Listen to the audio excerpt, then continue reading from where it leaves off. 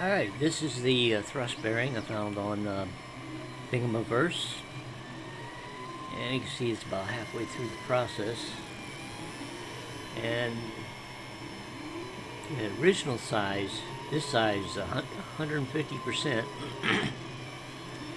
of the original size of the thrust bearing. And over here, take a look over here, we have a finished part of it.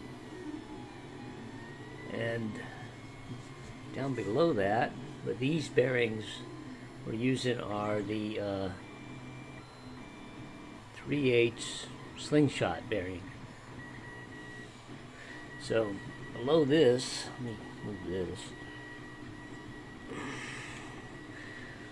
I got it here underneath this.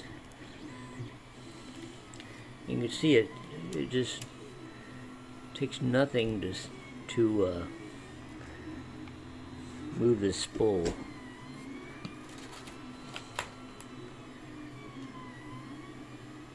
So that is it right there.